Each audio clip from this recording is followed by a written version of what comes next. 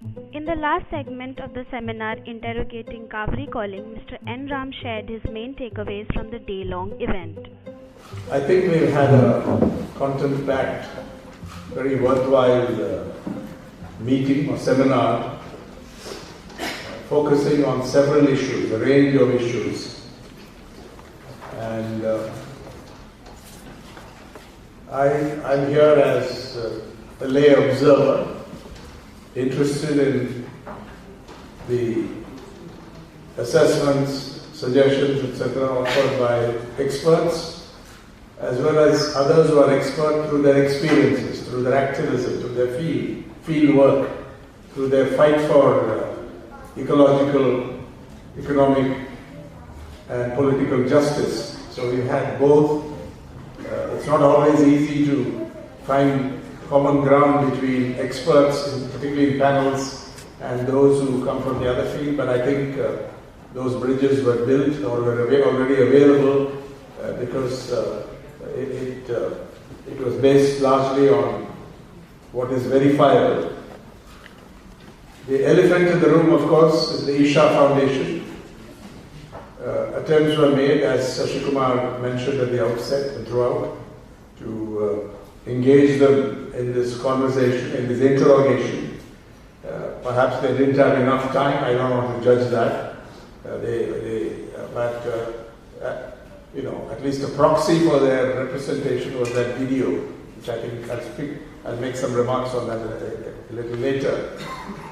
But coming to the various sessions, I think we had a very interesting keynote, well backed by presentations with data, data-based, but with a clear analysis by Dr. Mihir Shah, which I think got us off to a very good start. And before that, of course, contextualizing the whole thing by Leo Saldanha and Sashi Kumar also, why we are holding it.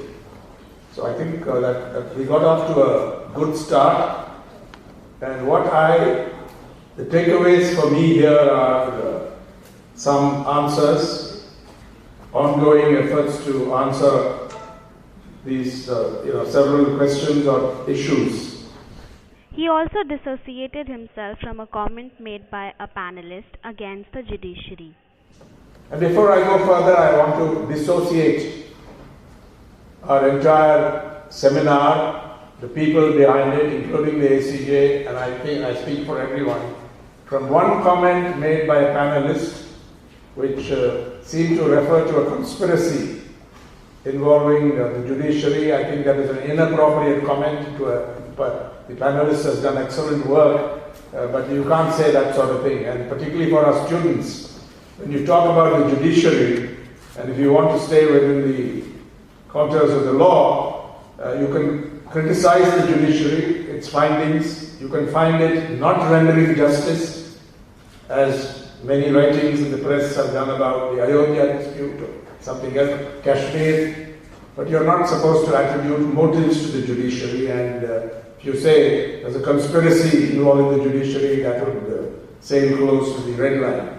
So we want to, since many organizations are involved, I want to formally and clearly dissociate ourselves from one inappropriate comment. Maybe it wasn't meant, but that will certainly that is not part of the official record of this seminar. I want to make it absolutely clear, but also to make the point to our students that that's the way to report. You can't say X judge is this, attribute motives and so on, but you can sharply criticize their views, their findings, their methods, their approach, and even biases, if you like.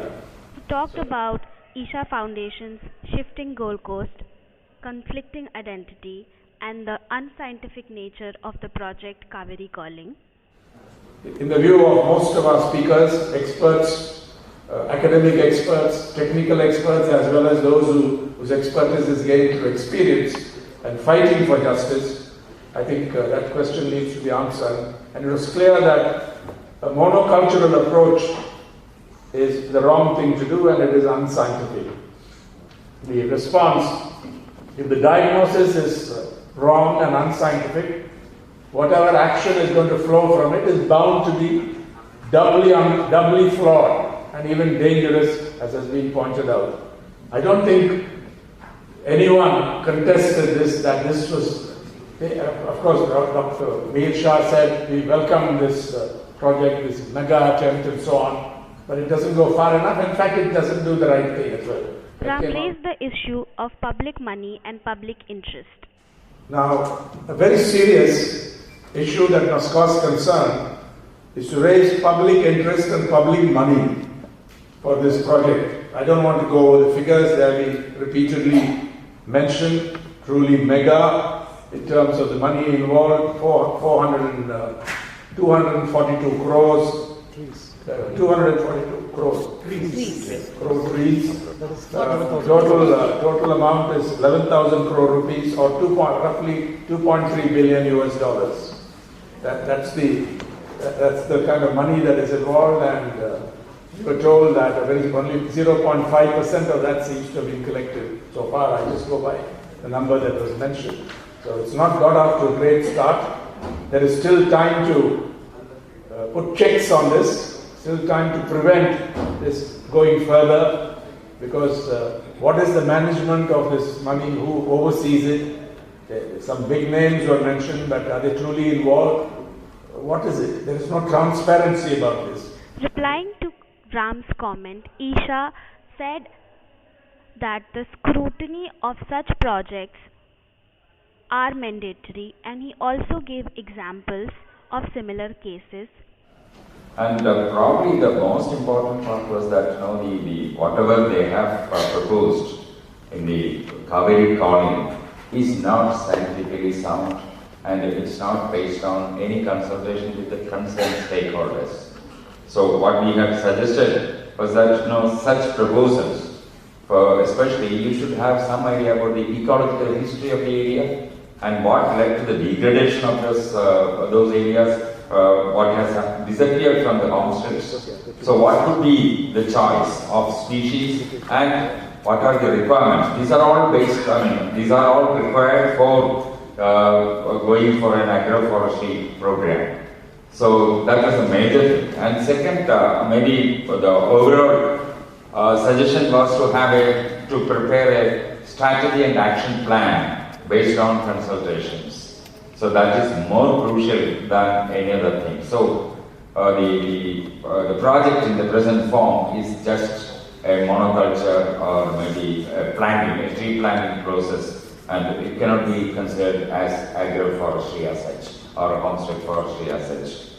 Sadhguru's social media presence and popularity is known to everyone.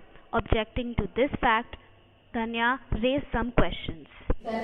I was curious to know how come ACJ along with Leo actually organized this event. Yes.